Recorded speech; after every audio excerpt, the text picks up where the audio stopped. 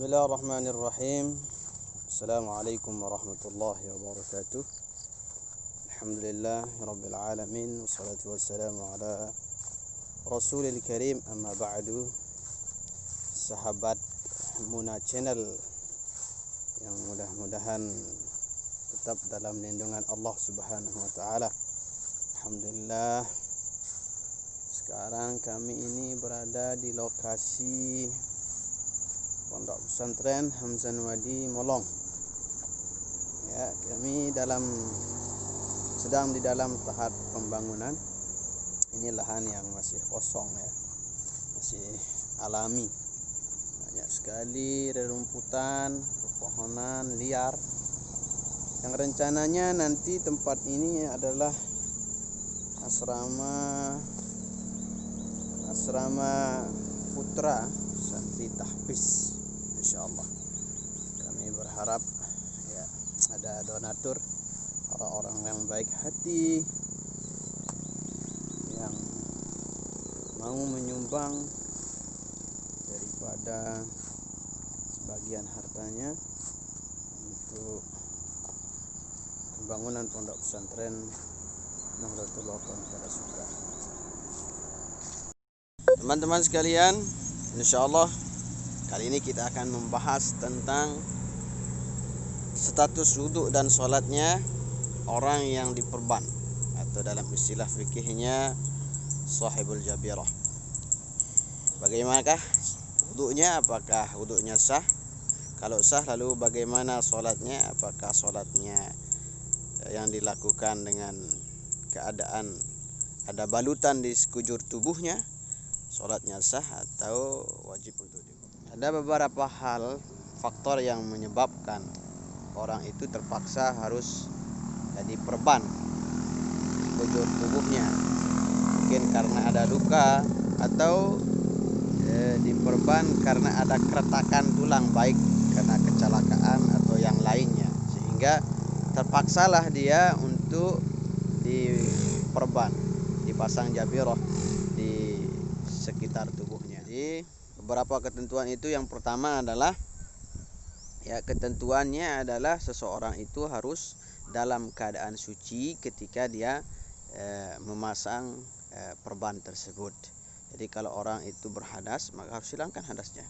Kalau dia berhadas besar, maka harus dihilangkan hadas besarnya dengan mandi.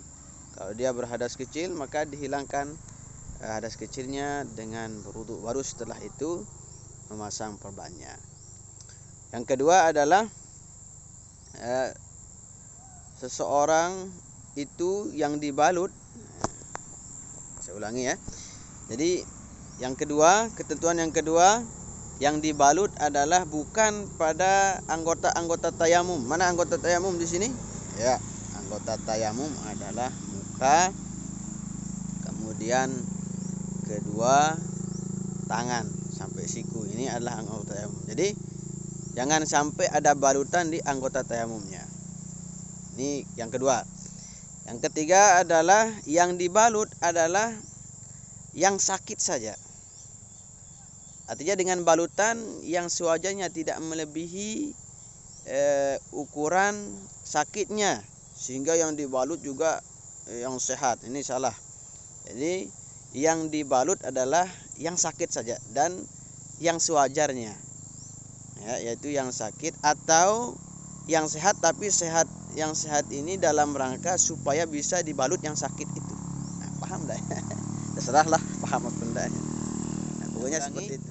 Pertama, harus dalam kondisi suci. Yang kedua, yang diperban itu adalah bukan anggota tayamum. Yang ketiga adalah yang diperban itu hanya sebatas yang sakit atau sebatas yang sewajarnya. Nah, kalau seandainya tiga syarat ini tidak ada, maka di dalam Fathul Qorib atau dalam Kifatul Ahyad dijelaskan di sana, seseorang itu tetap wajib sholat dengan kondisinya seperti itu. Artinya wudu kemudian sholat, tetapi dia harus mengqadha sholat yang ia lakukan dalam keadaan diperban itu setelah nanti sehatnya, seperti itu. Ya. Mudah-mudahan paham. Kemudian ketentuan berikutnya adalah ketika berwudu, apabila anggota wudu itu terkena balutan atau perban, maka harus diganti dengan tayamum. Seperti itu. Misalkan di kakinya, kedua kakinya terdapat perban itu, bagaimana cara wudunya? Ya, silakan wudu sesuai dengan tata tertibnya, itu dengan basuh muka, kemudian basuh tangan, basuh kepala. Nah, ketika mau membasuh anggota wudu yang ada balutannya itu, caranya yang pertama diusap terlebih dahulu, kemudian baru tayamum. Nah, jadi tayamum ini berbilang sesuai dengan jumlah berapa anggota wudunya yang diperban. Kalau seandainya 3 anggota wudunya yang diperban, maka 3 kali tayamum di sana. Inilah ketentuan-ketentuan apabila seseorang itu terpaksa menggunakan perban. Demikian, mudah-mudahan dapat kita semua paham. Jangan lupa terakhir, silahkan subscribe, like, comment, and share. Terima kasih.